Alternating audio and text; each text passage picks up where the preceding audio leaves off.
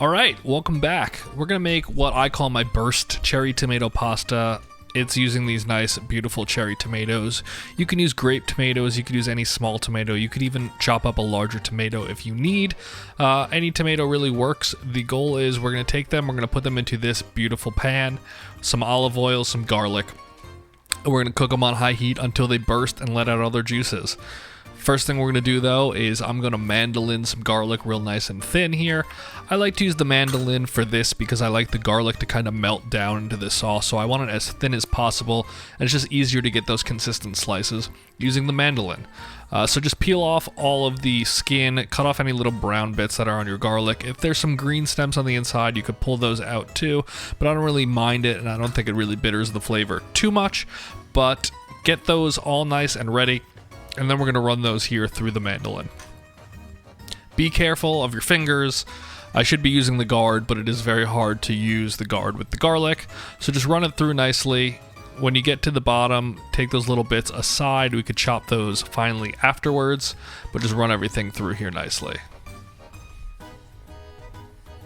Here's the little larger pieces left over. Just take the knife to just chop them up real nice. And then your garlic is good to go. Move that to the side and we can focus on the next thing, which is some parsley. We'll use this to garnish, but we'll also mix a little into the sauce. So just start to get that chopped up real nice and thin.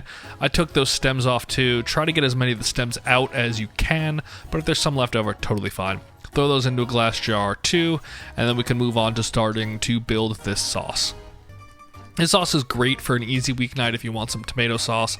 I got water boiling already, but you really just need this one pan. We're going to start by putting in some of not your best olive oil, but a lesser extra virgin regular olive oil here so you can run it high and it won't bitter.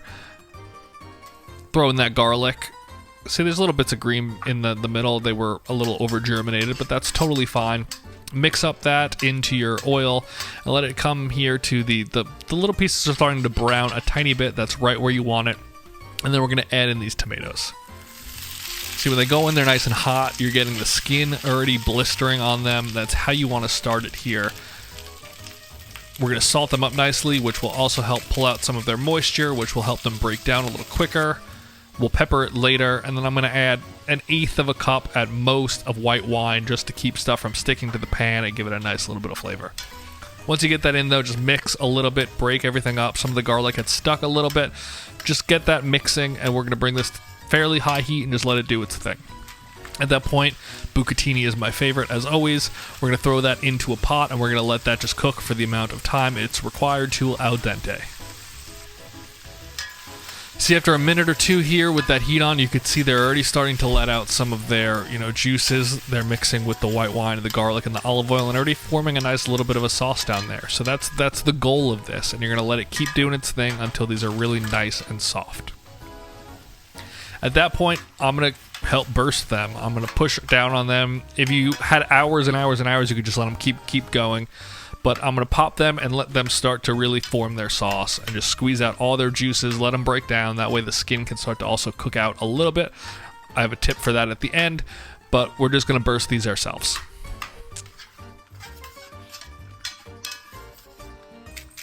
At this point, we can also pepper it a bit. I didn't do it in the beginning because it didn't really help the tomatoes, but now for flavor, go ahead and get some pepper in there. Also, make sure you're getting some of that garlic off the sides. It's really going to climb up there and stick, but look at how beautiful that sauce is right now. It's really coming together and it looks beautiful. Now is what I like to do. Add a little bit of parsley. You could add it at any point, but I like to add it not too early. And then just get that mixed. Let that cook down a little bit further. And we're almost at as far as I take the sauce on its own without help. Check your pasta at this point also. Make sure it's doing its thing, that's not sticking. And kind of gauge how long you have left for the sauce. Pasta was getting almost there, so this is when I take an immersion blender and I go in and I break up all the big chunks of tomato, the skin that are too thick, the tomatoes that haven't fully broken down yet, and you're just helping to break down everything in the sauce, which is why it's such an easy weeknight sauce. You don't need to do this. You can leave the larger pieces if you'd like that and you add some texture. This is just how I choose to do it. You can serve it previously, just let that cook, and you're good to go.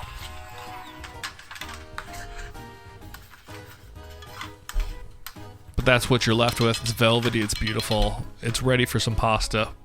Speaking of which, let's drain this. Always make sure you're keeping some of that pasta water. This dish doesn't really need it, but it's good to have it there anyway.